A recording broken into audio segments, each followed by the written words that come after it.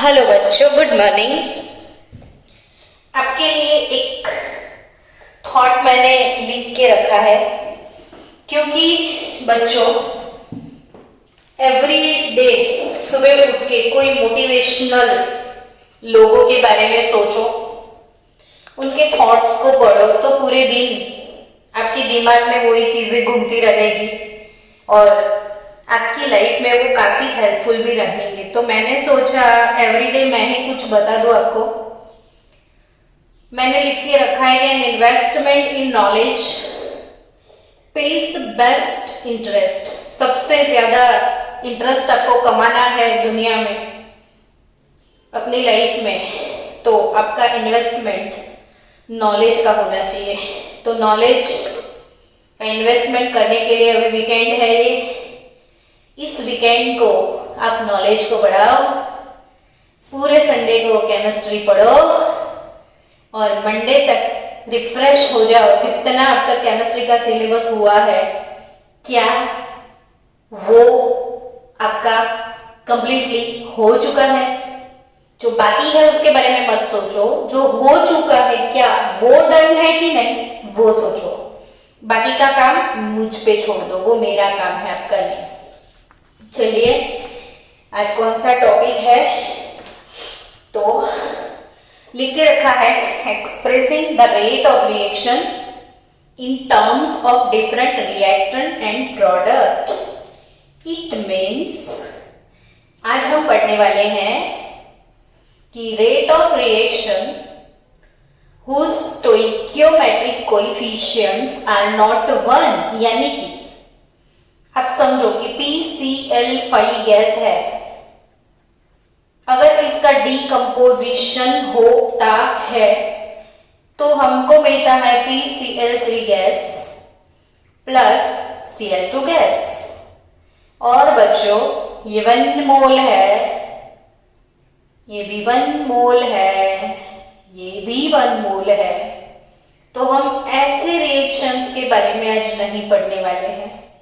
हमको ऐसे रिएक्शंस की स्टडीज करनी है आज जिनका स्टोइकियोमेट्रिक कोएफिशिएंट 1 नहीं है, यानी मोर देन 1 है। तो वैसे रिएक्शन का रेट कैसे एक्सप्रेस किया जाए, वही टॉपिक आज का टॉपिक है। फॉर एग्जाम्पल एक अच्छा सा रिएक्शन लेते हैं और उसको टेक्स्ट बुक में जो डायरेक्टली दिया है ना बच्चों, वैसे हम नहीं समझेंगे, थोड़ा ज्यादा अंडरस्टैंडिंग क्लियर करना यहाँ पे जरूरी है। तो जस्ट फॉर एन एग्जाम्पल की 2N2O5, 2 mole N2O5 gives 4 moles of NO2 gas plus O2 gas. देखो 2 मोल से ये 4 मोल है, ये 1 मोल है, यानी कि इसका stoichiometric coefficient does not equal to 1 है। अब ऐसे रिएक्शन में समझो कि ये रिएक्टेंट है, ये प्रोडक्ट है। तो आपको एक चीज समझिए कि जैसे जैसे रिएक्शन प्रोग्रेस करेगा, रिएक्शन आगे बढ़ेगा, तो N2O5 का डिसअपीयरेंस होगा, यानी कि वो धीरे धीरे डीकंपोज होता है, वो डिसअपीयर होता है। रिएक्टेंट हमेशा डिसअपीयर होता है और प्रोडक्ट का फॉर्मेशन होता है ना। तो इसका जो रेट है वो फॉर्मेशन रेट होगा, इसके लिए जो रेट है वो फॉर्मेशन रेट है, लेकिन इसका जो रेट है वो डिसअपीयरेंस रेट है। ये खुद को मार देगा और ये लोग पैदा होने वाले हैं, ये चीज को आप समझना। यानी कि ऐसे रिएक्शन का जो रेट है वो कैसे हम लिखेंगे वो सिखाते हैं। तो रेट ऑफ डिसअपीयरेंस और rate of decomposition, rate of decomposition, और इसको आप बोल सकते हो डिसअपीयरेंस। तो N2O5 के रेफरेंस में अगर मुझे लिखना है तो ये जो इसका स्टोइकियोमेट्रिक कोएफिशिएंट है वो ऐसे लिखोगे 1/2, 1/2 to d by d t of N2O5 और ये डिसअपीयरेंस है, इसीलिए माइनस में लिखना है। नाउ अगेन बच्चों, रेट ऑफ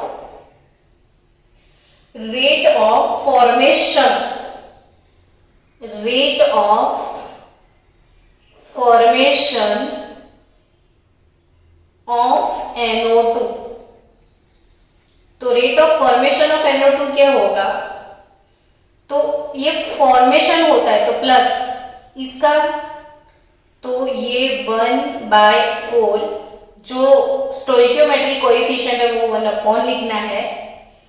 तो 1/4 d by d t of NO2। Again rate of formation of O2, तो d by d t of O2, यानी कि बच्चों रेट ऑफ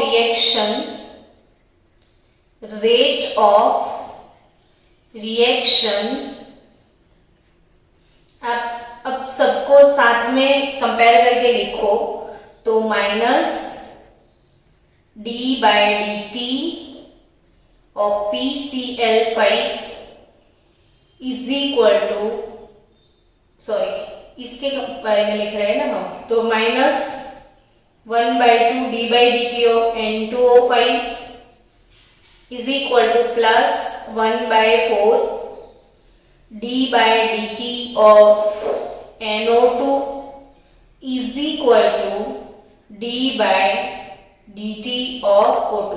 प्लस वगैरह ये प्लस है वो नहीं लिखना है, सब इज इक्वल टू लिखना है। यानी अब दूसरा एग्जाम्पल लेते हैं तो अच्छे से आपका क्लियर हो जाए।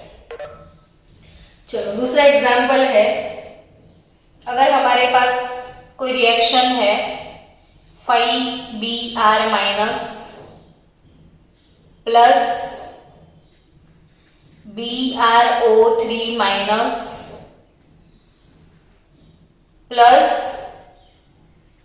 6H plus gives 3Br2 aqueous plus 3H2O liquid. ये सारे एक्वियस हैं। हमेशा एक मैनर होता है कि कोई केमिकल रिएक्शन लिखे तो उसका जो भी फेज है वो ब्रैकेट पे लिखो, नहीं लिखते हो तो वो आधा अधूरा सा लगता है। अगर ऐसा कोई एक रिएक्शन है, अब मुझे इसका रेट लिखना है, तो रेट ऑफ रिएक्शन कैसे लिखोगे, चलो साथ साथ लिखो। तो ये स्टोइकियोमेट्रिक कोएफिशिएंट जो है -1/5 d by d t of Br minus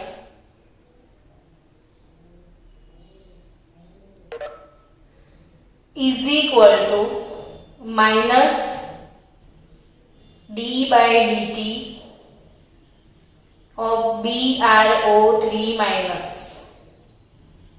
is equal to -1/6 इसके लिए d by d t of H plus is equal to plus 1/3। अब मैंने प्लस क्यों लिखा, तो ये प्रोडक्ट है, वो डिसअपीयर नहीं होता है, प्रोडक्ट का फॉर्मेशन होता है तभी वो प्लस आता है। तो और ये जो स्टोइकियोमेट्रिक कोएफिशिएंट है वो 1 लिखना है, तो 1/3 d by d t of Br2 is equal to 1/3 d by d t of H2O। Done. तो रेट ऑफ रिएक्शन ऐसे लिखते हैं। सो गाइस, आई थिंक आपको समझ में आ गया है भी अगर आपको एक एग्जाम्पल चाहिए तो मैं और दे देती हूँ। चलो once more, 2NO gas plus chlorine gas gives 2NOCl gas. Rate of reaction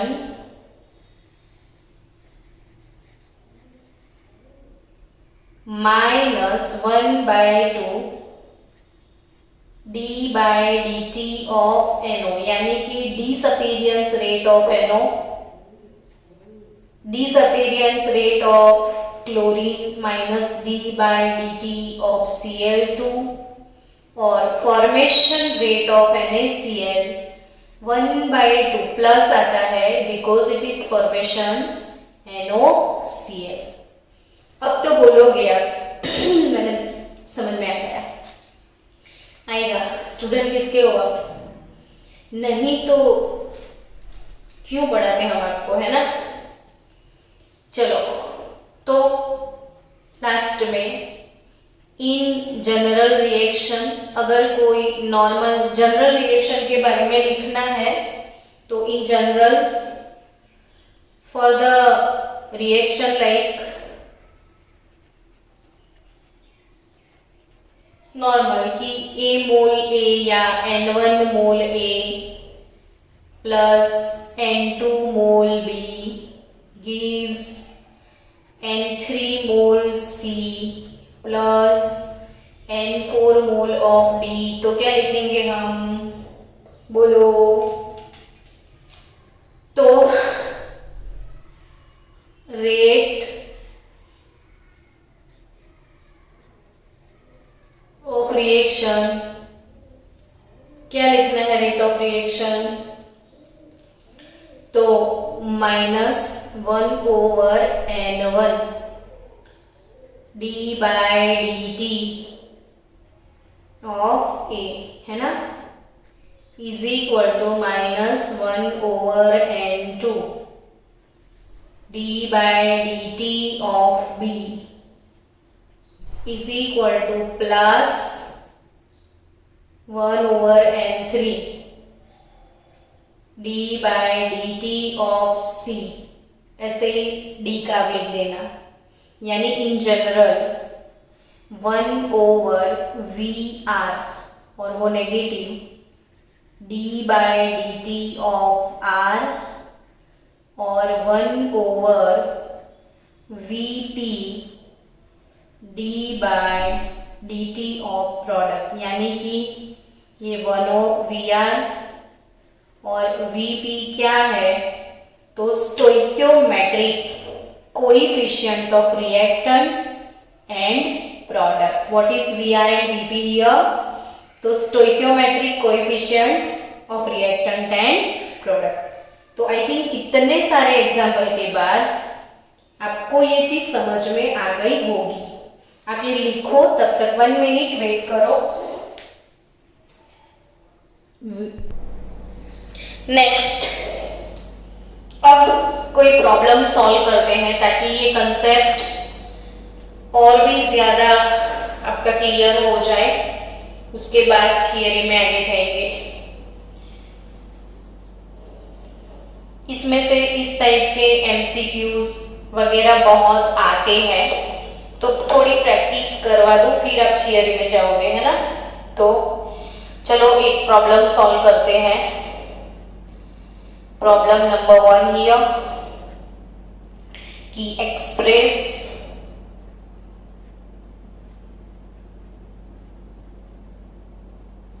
rate of the following reaction in terms of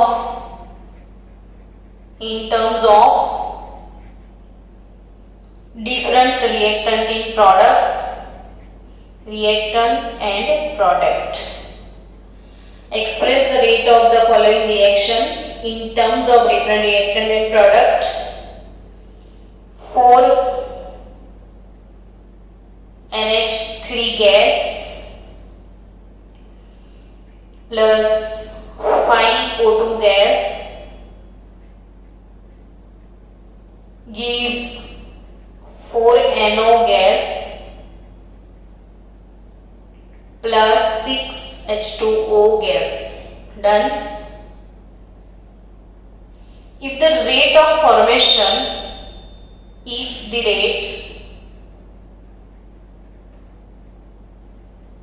of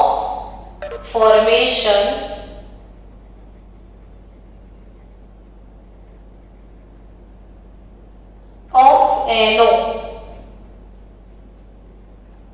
rate of formation of NO is 3.6 into 10 raised to minus 3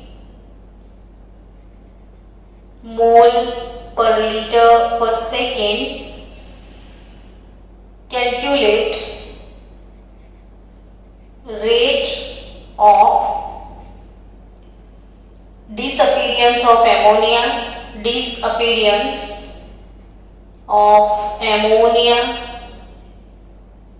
and rate of formation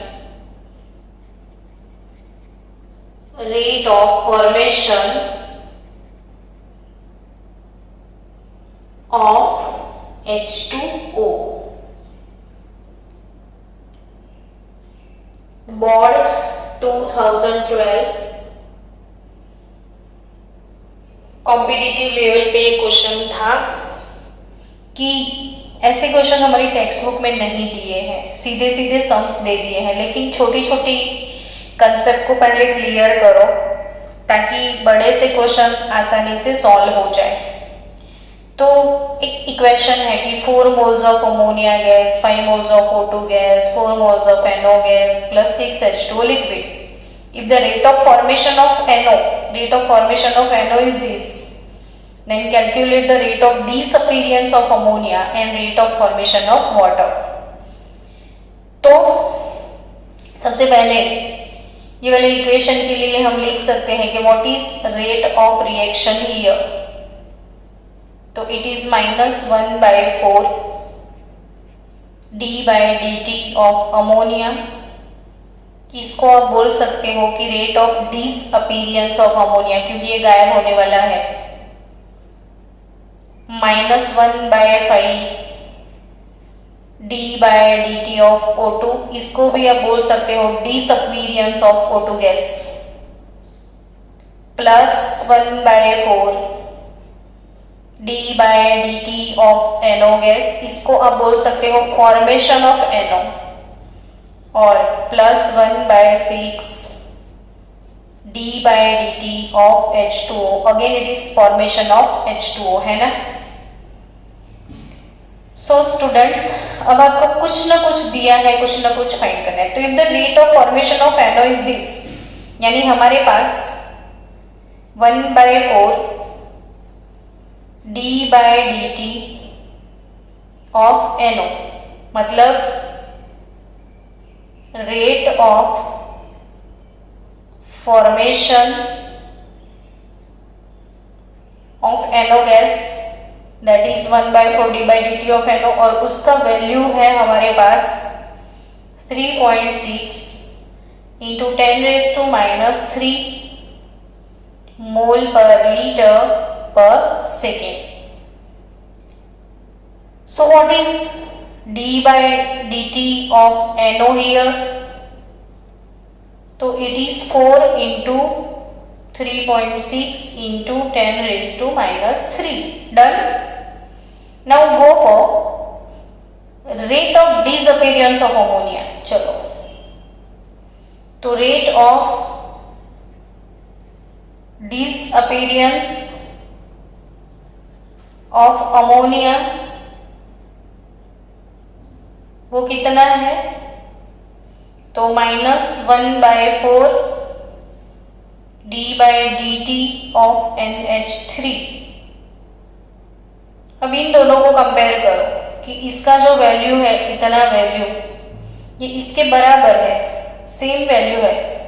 ये minus इसलिए है कि ये disappear होता है, ये plus इसलिए है कि इसका फॉर्मेशन होता है। तो आई थिंक कि rate of formation it is 1/4, again this is 1/4, तो ये दोनों सेम हुए ना। तो rate of disappearance of ammonia minus this that is equal to this, ये और ये तो इक्वल है, ये फॉर्मेशन रेट है तो ये डिसअपियरेंस सेम होगा, 3.6 इंटू 10⁻³ ही होगा, यानी ये जितना है उतना ही ये है, दोनों सेम है। लेकिन rate of formation of H2O के बारे में सोचो। अब इन दोनों को कंपेयर किया जाए, नहीं इसको और इसको कंपेयर कर लो, तो 1/4 d/dt of NO is equal to 1/6 d/dt of H2। आपको रेट ऑफ फॉर्मेशन चाहिए ना वाटर का, वही है ना। तो अगेन बच्चों की rate of formation of water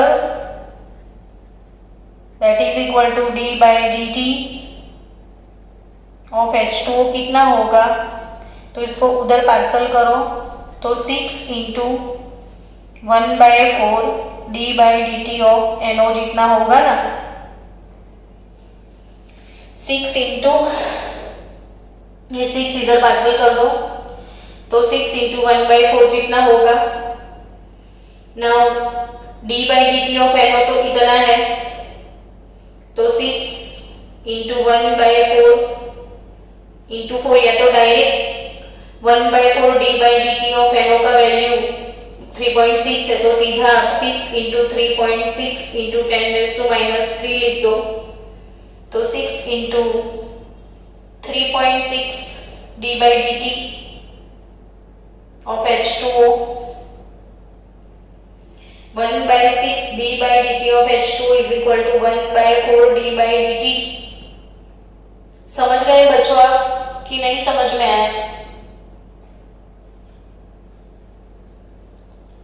तो 1/4 इंटू दिस 3.6, फिर से समझो कि प्रॉब्लम है। देखो 1/4 d/dt of NO is equal to 1/6 d/dt of H2O। तो what is d/dt of H2O? तो 6/4 d/dt of NO था, तो 6/4 d/dt of NO। Here rate of formation of NO 3.6 into 10⁻³ मोल पर लीटर है, तो rate of formation of H2 is equal to 6/4 into rate of formation of NO। तो आपके पास rate of formation of NO जो है d/dt, ये 3.6 into 10⁻⁴ है, तो 6/4 into 3.6 into 10⁻⁻3, तो 6/4 into 3.6 यानी ये हो जाएगा 0.9, तो आपका आंसर होगा 5.4 इंटू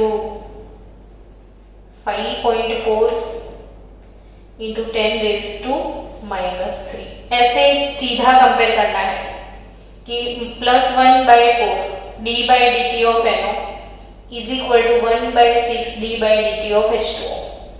अब d/dt ऑफ NO क्या है, तो d/dt of NO is nothing but rate of formation of NO 3.6 into 10⁻⁻3 formation 1/4 d/dt। Generally formation rate होता है तो ये d/dt ऑफ NO समझो इसको। अब कंपेयर करोगे तो ये दोनों सेम है, यानी दोनों का सेम हो जाएगा, लेकिन इसमें 1/4 के साथ ये 1/6 है। d/dt ऑफ NO क्या है, तो formation of NO, d/dt of H2O क्या है, तो फॉर्मेशन ऑफ H2O, तो दोनों को कंपेयर करो, 1/4 इज इक्वल टू 1/6, तो formation rate of d/dt of H2O क्या होगा, तो 6/4 इंटू d/dt ऑफ NO, तो 6/4 एंड d/dt ऑफ NO कितना, तो 3.6 इंटू 10⁻³ जितना, तो आंसर इज 5.4 इंटू 10⁻³ चलो एक क्वेश्चन आपके होमवर्क में हो जाए, ताकि आपकी प्रैक्टिस हो जाए। फॉर एलिमेंट्री रिएक्शन लिखना homework. For elementary reaction 2A plus B gives 3C. The rate of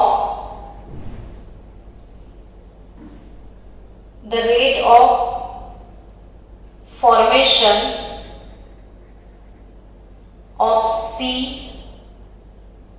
at T time is 1.3 into 10 raised to minus 4. 1.3 into 10 raised to minus 4 मोल पर लीटर पर सेकेंड है। तो कैलकुलेट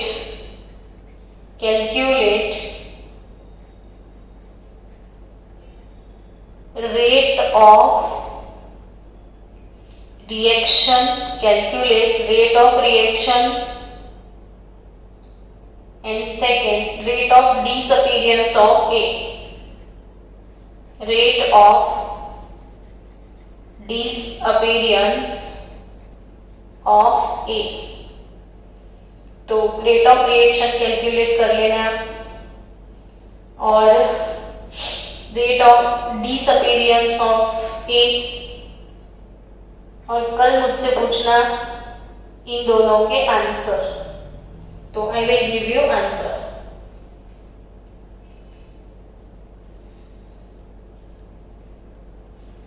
नेक्स्ट होमवर्क का question दूसरा,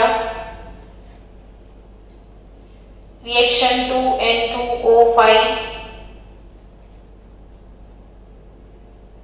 gas gives 4NO2 gas plus O2 gas was studied in a closed vessel. आप लिख दो was studied in a closed vessel. It was found that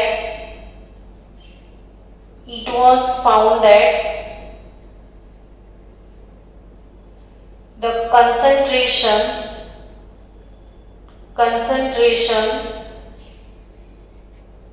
of NO2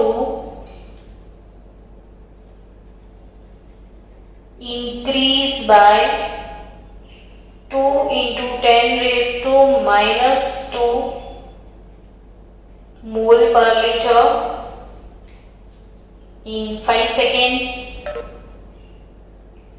Calculate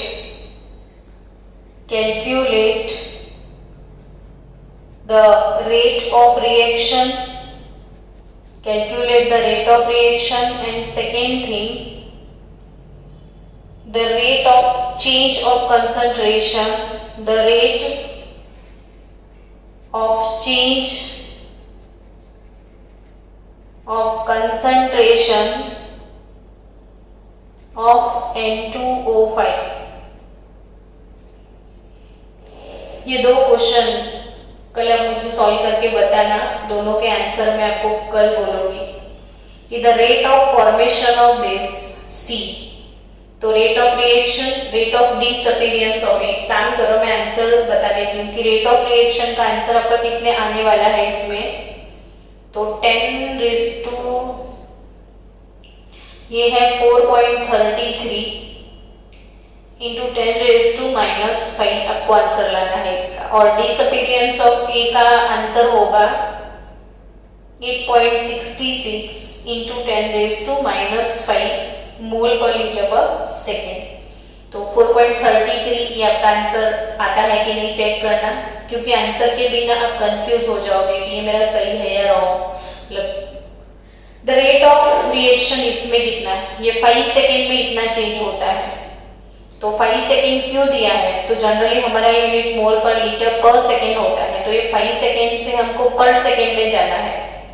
फिर the rate of reaction, इसके लिए answer होगा आपका rate of reaction आपका होगा 10 रेज़ टू माइनस 3 मोल पर लीटर पर सेकेंड।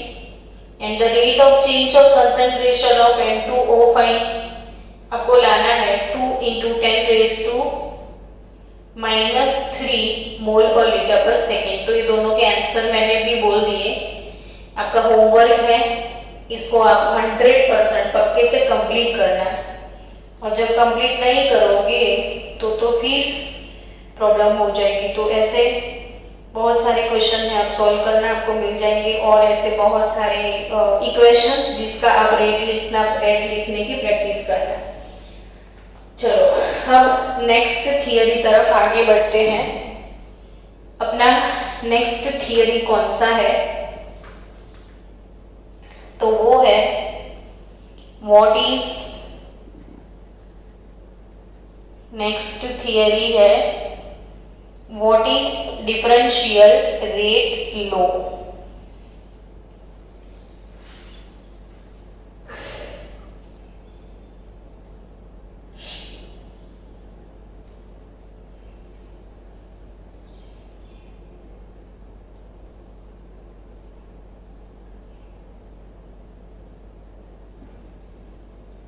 चलो व्हाट इज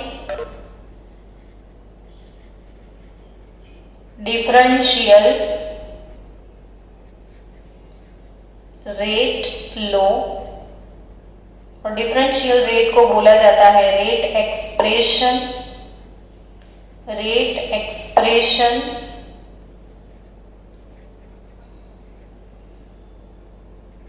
तो ये चीज हमको अभी समझनी है कि what is differential rate law. Now अगर कोई रिएक्शन है,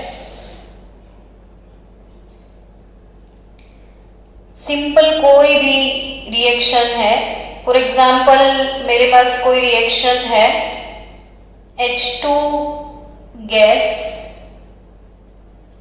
plus Br2 gas gives 2HBr gas. अगर आप सो गए हो तो जाग जाना, क्योंकि ये बहुत अच्छा एग्जाम्पल है। यहाँ से जो जितने भी टर्म शुरू होने जा रहे हैं वो टेक्स्ट बुक में आपको प्रॉपरली नहीं मिलेंगे, तो इसलिए मैं क्वेश्चन के फॉर्म में ही आपको दिखा देती हूँ कि हम जो भी टर्म्स अभी पढ़ रहे हैं उसका क्वेश्चन कैसे बन सकता है। एक्चुअली डिफरेंशियल रेट लॉ और रेट एक्सप्रेशन क्या होता है मैं वो समझाने के लिए जा रही हूँ, और इसके लिए एक एग्जाम्पल हमने ले लिया है कि भाई एक रिएक्शन है H2 gas plus Br2 gas gives 2HBr gas. ठीक है, तो ऐसा कोई भी इक्वेशन है तो वो जो रिएक्शन रेट होता है, रिएक्शन रेट, वो किस चीज पे डिपेंड करता है। तो कल जैसे हमने एक टॉपिक पढ़ा था कि factors affecting on rate of reaction, उसमें एक सबसे पहला फैक्टर था कंसंट्रेशन, है ना। यानी बच्चों कि कंसंट्रेशन ऑफ रिएक्टेंट पे रेट हमेशा डिपेंड करता है। इसको किसने एक्सप्रेस किया था? तो वो एक्सप्रेस करने वाले साइंटिस्ट थे गुलबर्ग एंड वाग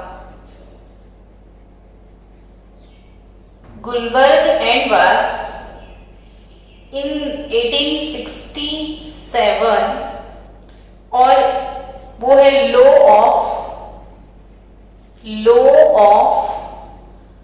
मास एक्शन, जिसको बोलते हैं लॉ ऑफ मास एक्शन।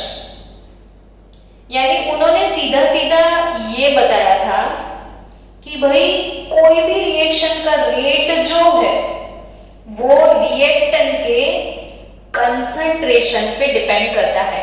यानी कि ये वाला अगर रिएक्शन है, चलो मैं कोई जनरल रिएक्शन लिखूं फिर इसके बारे में बताऊं कि A mole A plus B mole B gives product C mole C D mole D, एक जनरल रिएक्शन है। तो according to Guldberg and Waage अंकल law of mass action, we can say that कि rate of this forward reaction rate proportional to concentration of reactant A or stoichiometric coefficient power A and concentration of B to the power B।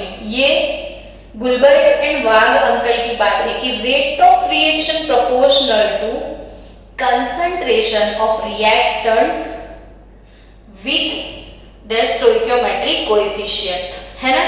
तो इसी reaction के लिए अगर मुझे rate लो लिखना है, समझना वर्ड मैंने कौन सा वर्ड यूज किया है, रेट लो। मैं इसको कैपिटल में कन्वर्ट कर दूं, रेट लो, रेट लो। और बच्चों यहां पे रेट लो नहीं लिखा है मैंने, डिफरेंशियल रेट लो और रेट एक्सप्रेशन लिखा है। अभी मैं डिफरेंशियल रेट लो नहीं लिख, मैं सिंपली रेट लो लिख रही हूं। तो रेट लो क्या होता है, तो अगर कोई रिएक्शन जो है उसका रेट जो है उसके रिएक्टेंट के रेफरेंस में लिखा जाता है। If we write rate equation in reference of concentration of reactant then it is called rate low.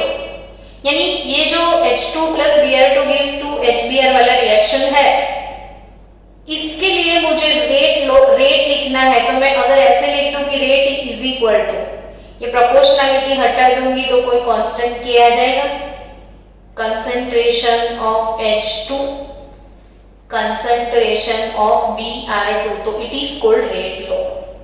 But बच्चों ये मैंने जस्ट इक्वेशन को देख के बताया, इक्वेशन को देख के बताया।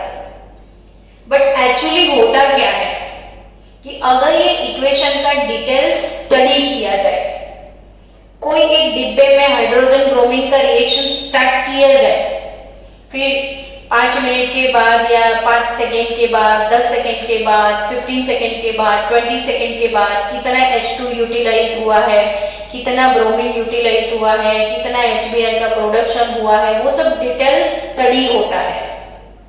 फिर इसका डिटेल मैकेनिज्म निकलता है, और जब डिटेल स्टडी और डिटेल मैकेनिज्म के बाद पूरा रेट एक्सप्रेशन होता है तो इसको बोला जाता है डिफरेंशियल रेट लो और रेट एक्सप्रेशन। કેટલી મિનિટની વાત છે મીટિંગ એન્ડ થવામાં? 5 મિનિટ છે ને હજી? ઓકે, तो रेट एक्सप्रेशन और डिफरेंशियल रेट लो वो क्या है, उसका डेफिनेशन अच्छे से आप लिख देना ताकि फिर प्रॉब्लम ना हो। तो डिफरेंशियल रेट लो क्या होता है, उसका डेफिनेशन लिखो कि the relation between the rate of a reaction and concentration of reactant any particular moment is known as differential rate of the reaction। यानी 1 मिनट, चलो स्टूडेंट जल्दी, व्हाट इज रेट एक्सप्रेशन। तो ये जो है सिर्फ हम इक्वेशन को देख के बता देते हैं कि H2Br2 2HBr क्या है, लेकिन रियली में जब इसका पूरा डिफरेंट टाइम इंटरवल में ये रिएक्शन का पूरा जब स्टडी होता है और बहुत लंबा सा स्टडी करने के बाद इसका मैकेनिज्म निकलता है, और मैकेनिज्म निकलने के बाद जब उसका रियल में रेट डिराइव होता है तो उसको रेट एक्सप्रेशन बोलते हैं। जैसे ये वाले रिएक्शन का आफ्टर स्टडी आफ्टर मैकेनिज्म उसका रेट एक्सप्रेशन कैसा है वो देखो कि rate is equal to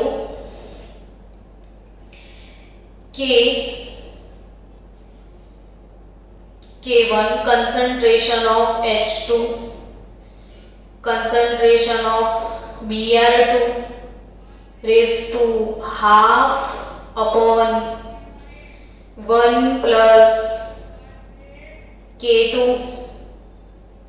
concentration of HBr upon Br। बोलो कितना अजीब एक्सप्रेशन आया, ये कैसे आया? रेट लो क्या था, तो इट इज जस्ट डायरेक्टली हम बाय द इक्वेशन जो एक्सप्रेस करते हैं वो रेट है, रेट लो जिसको बोलते हैं। बट इस रेट लो एक्सपेरिमेंटली ये आपकी टेक्स्ट बुक में डायरेक्टली दिया हुआ है, लेकिन ये डायरेक्टली कैसे आया इसका एक्सप्लेनेशन मेरे पास है। कभी एक्स्ट्रा टाइम में हम करेंगे कि ये H2Br2 का मैकेनिज्म पूरा निकलता है कि Br2 हाइड्रोजन कैटालिस्ट के साथ रिएक्ट करके 2Br डॉट बनाता है, फ्री रेडिकल मैकेनिज्म है पूरा। फिर इसमें से एक Br डॉट हाइड्रोजन के साथ रिएक्ट करके HBr H डॉट वो स्लो रिएक्शन है, फिर ये H dot Br dot HBr बनाता है वो फास्ट रिएक्शन है। फिर ये सारे रिएक्शन के अकॉर्डिंग इसका धीरे धीरे डेरिवेशन होता है कि फर्स्ट इक्वेशन का इक्विलिब्रियम कांस्टेंट निकलता है। फिर जो स्लो स्टेप होता है वो रेट डिटरमाइनिंग स्टेप होता है और उसी के हिसाब से रेट ये एक्सपेरिमेंटल क्वांटिटी है। तो ये जो एक्सपेरिमेंटल क्वांटिटी अगर एक्स्ट्रा में किसी को चाहिए तो मैं दे दूंगी, लेकिन आपकी टेक्स्ट बुक में सिर्फ ये टर्म आपको एक्सप्लेन किया है कि रेट लो क्या है। तो जस्ट लुक देख के बता दो कि हाँ rate depends upon the concentration of H2 and concentration of Br2 बोल दिया, ये रेट लो। बट इसको लॉन्ग पीरियड वाइज स्टडी किया जाता है। स्टडी करने के बाद मैकेनिज्म निकलता है, मैकेनिज्म यानी एक्सपेरिमेंटली पूरा मैकेनिज्म निकाल के इसका डेरिवेशन होता है जिसको रेट एक्सप्रेशन या तो डिफरेंशियल रेट लो बोलते हैं। तो रेट लो सिंपल सी बात है। What is rate law? तो रेट लो की बात करें तो rate of reaction depends upon the experimental condition such as concentration of reactant, temperature, catalyst, बहुत सारी चीजों पर वो डिपेंड करता है। नॉट ओनली दिस, तो जो पूरा एक्सपेरिमेंटल क्वांटिटी निकलता है बाय एक्सपेरिमेंट इसको बोलते हैं रेट एक्सप्रेशन। तो कितना सिंपल सा रिएक्शन था, कितना सिंपल सा रेट हमने लिखा था और कितना अजीब ये रेट निकल के आया। और यहाँ याद रखना कि इन एब्सेंस ये रिएक्शन रिवर्सिबल है। अगर सिर्फ फॉरवर्ड रिएक्शन किया जाए, रिवर्स को बंद कर दिया जाए तो rate become K1 concentration of H2 concentration of Br2 raise to half हो जाएगा जस्ट। तो actually real rate experimental quantity है, वो इक्वेशन का लुक उसका स्टोइकोमेट्रिक कोएफिशिएंट, इससे इसको कोई लेना देना नहीं है। देखो यहाँ पे तो 1 मोल है और यहाँ पे तो पावर हाफ मोल आया और यहाँ पे तो कुछ अजीब सा एक्सप्रेशन आया। तो मैंने बोला ना कि ये पूरा मैकेनिज्म निकलता है रिएक्शन का और मैकेनिज्म के कितने स्टेप में ये रिएक्शन होता है वो तीनों स्टेप डिराइव किए जाते हैं। फिर वो तीनों स्टेप से ये पूरा डेरिवेशन निकलता है, तब जाके ऐसे रेट लिखते हैं और जिसको एक्सपेरिमेंटली प्रूव किया जाता है। ये है रेट एक्सप्रेशन और डिफरेंशियल रेट लो। और सिंपल इक्वेशन देख के लिखते हो वो है रेट लो और ये है रेट एक्सप्रेशन और डिफरेंशियल रेट लो।